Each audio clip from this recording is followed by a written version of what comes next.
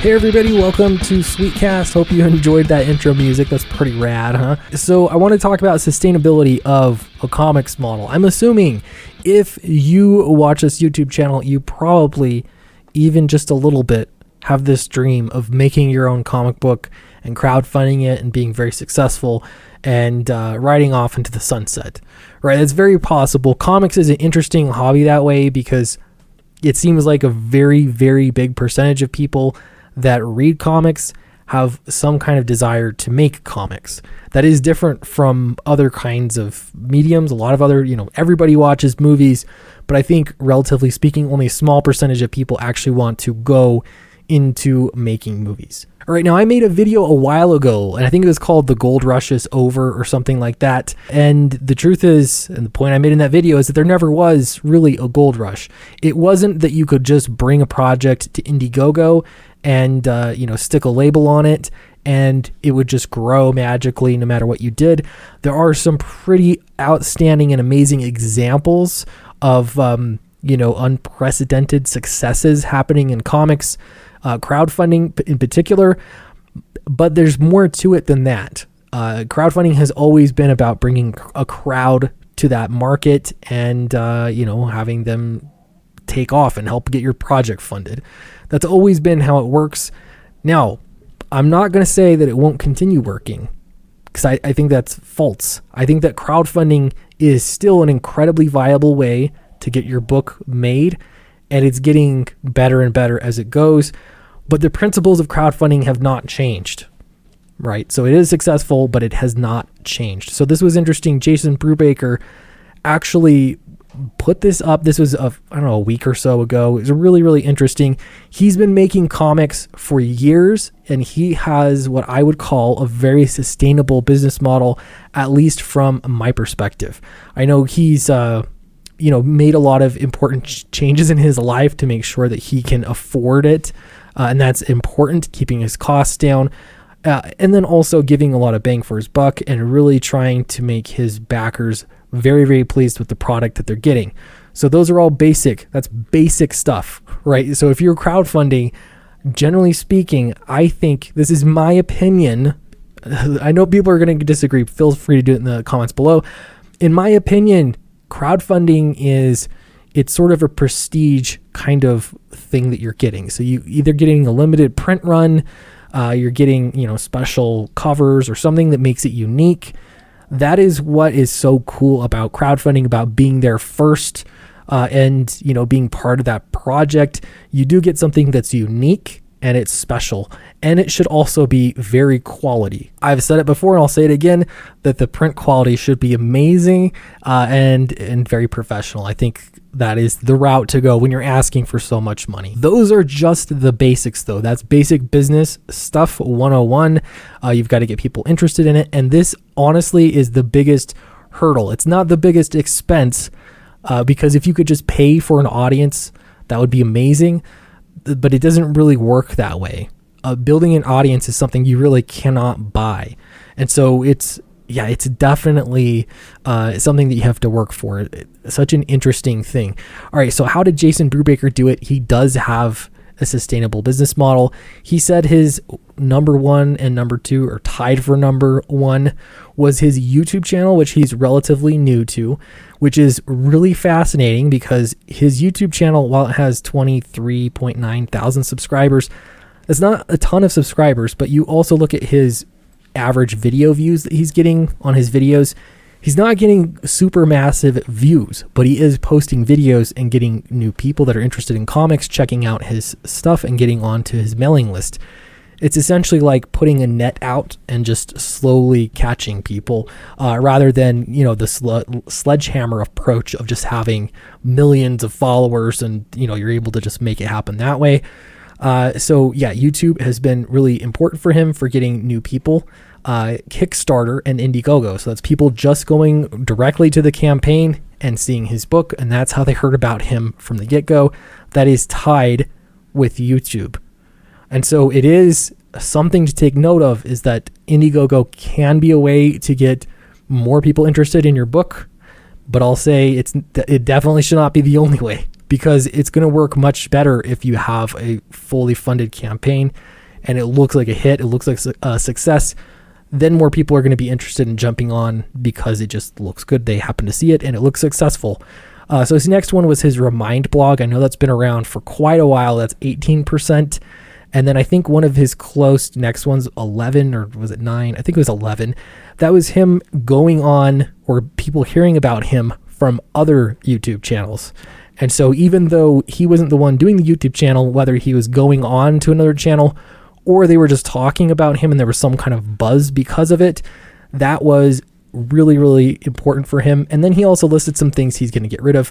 And one of those was social media, which I've been experimenting with a little bit lately. I'll have to get back with you when I know how that goes. So this is another question. And I've heard a lot of critics of your boy Zack, Richard Meyer, say that he cannot make, or he was getting outrage bucks for his books. Now, I'm going to be totally honest here. I think there is, for his first Jawbreakers campaign, I'm sure there was a percentage of outrage bucks, and it wasn't something that he could have possibly put together. Mark Wade, I think, did most of the work for him in that regard. But that, relatively speaking, is not the sustainable part of the model, and I don't think that was ever really part of the model. For him, it was the same kinds of things that Jason Brubaker was doing. It's just that your boy Zack has not had as much time to do it. And so this is a great example. We're in what is possibly the second worst month of the year to be crowdfunding. Basically, November, December, and January are just terrible months for crowdfunding because most people are spending their money on Christmas, holiday things. It just does not do well for crowdfunding. And then you don't have as much traffic through those crowdfunding sites solely because, they've got other things to do. So there's just not traffic going there. Having said that, this is Ironsights 2 Psychos. He has only had this campaign up for like a few days. It's a short campaign. He's got $43,000. I would not be surprised at all if this hit a six-figure number, if it was a six-figure campaign. Totally doable, absolutely. And what I think he has here is demonstrated that he has a sustainable business model. Now, I'm sure books are going to always be going up and going down. Being critical of one campaign not doing as well as the last campaign doesn't really mean an awful lot, because you're just talking about books in isolation. Even books from the big two are going to be going up and down. From all I can tell, though, this is actually really, really great, especially for his Ironsights title. So we'll see where it lands. But to me, this is absolutely, you don't need to make $1 million to make this kind of a thing, a sustainable business model. All right, so I also looked at crowdfunding in general, and a big thing is getting more people. We talked about adding people to the buckets, the total pool that you have in existence. To add people to that, you've got to have people that are willing to take the plunge and try to do crowdfunding. And statistics for crowdfunding are growing an awful lot. Number 2 here on this list is funds raised through crowdfunding grew 33.7% last year. That is a huge number, a huge increase. If you think about it, if the comic industry increased that much, what that would mean. I would love to see stats on not just crowdfunding, but specifically crowdfunding comics. How much has that grown over the past 5 years specifically? I can only speak from anecdotal evidence, and that's not going to do very well. But that is an incredibly impressive number. That is more potential backers that might be interested in comics, or at least crowdfunding. And then if you can get people that are interested in comics into crowdfunding as well, those are kind of the two things that you need in order to make it work. Let's see, we got 6.5 million worldwide crowdfunding campaigns. Successful crowdfunding campaigns have raised $28,000 on average. That's insane. That means that my book Downcast, tangent, by the way, the truck is dropping off the books today at my house. I arranged everything. The books are coming today. That's going to be so cool. So we're going to start fulfillment really quickly. Cannot wait. But yeah, my campaign is actually above average. And this isn't just comic campaigns. This is crowdfunding campaigns, period.